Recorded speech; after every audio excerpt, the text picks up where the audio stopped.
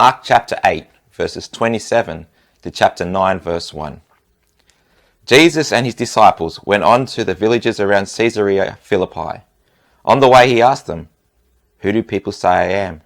They replied, "Some say John the Baptist, others say Elijah, and still others the one of the prophets." "But what about you?" he asked them. "Who do you say I am?" Peter answered, "You are the Messiah."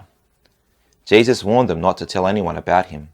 He then began to teach them that the Son of Man must suffer many things and be rejected by the elders, the chief priests and the teachers of the law, and that he must be killed and after 3 days rise again.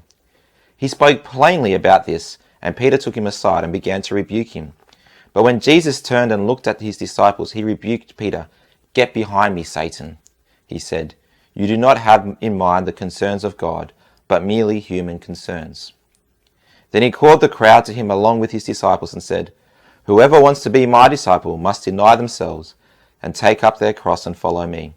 For whoever wants to save their life will lose it, but whoever will lose their life for me and for the gospel will save it.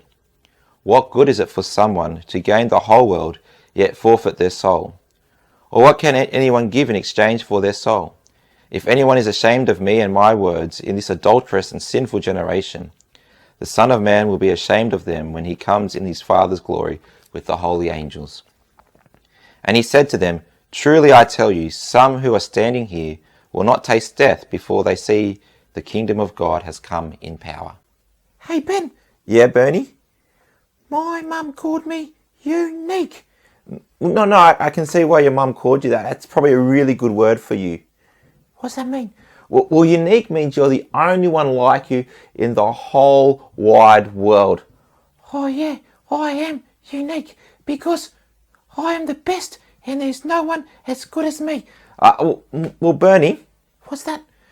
I know you think you're the best, but I think that might not quite be the truth. Well, I am the coolest and the funniest. Actually, Bernie, What's that? I don't think you're unique because you're the funniest. You see, I'm pretty sure I'm funnier than you. No, you're not. You're not even funny, Ben. Ha! I'm funnier than you. Well, okay. I know someone, though, who definitely isn't unique. Who's that? Jesus. Jesus is unique. Why do you say that? Well, Jesus is unique because Jesus is God's Messiah. God's... What? God's Messiah. Oh, God's Messiah. Messiah. What's a Messiah? No, not God's Messiah. No, He's not messy. no, it's not Messi. No, God's Messiah. God's Messiah is the one that God promised to be the special one to come and to save the world from its big problem. What's the problem? The problem is sin. Going against God. That's right, going against God. Jesus is unique because he's the only one who is God's Messiah who came to solve the world's big sin problem. And he had a giant vacuum cleaner. What?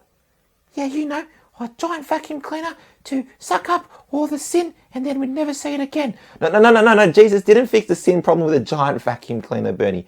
Oh, I know. Yep. He had a nice big sword. Why do you say he had a nice big sword?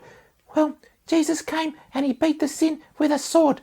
See, that's because he is the Messiah. No. Jesus is God's Messiah and he fixed the sin problem not with a vacuum cleaner, not with a sword. Then how did he do it? Jesus did it by dying on a cross. How's that work? Well, when Jesus died on the cross, he took the punishment that all of us deserve for going against God, and we call that sin. You see, Jesus had never done any sin. He'd never done anything wrong. So when he died, he took that punishment so that if we trust in him, we can be part of God's forever family and not have the punishment of sin. I'm going to thank him for that right now. Okay, let's do that. Dear God, thank you so much for Jesus. Thank you that Jesus is unique. Thank you that he died and he came alive again, and that if we trust in him, we can be part of your forever family. Amen. Amen. Hey, Ben, Yep. I don't learn some more words. Let's go read the dictionary. Okay, we can go read the dictionary and learn some more words. So we'll catch you around tomorrow. See ya!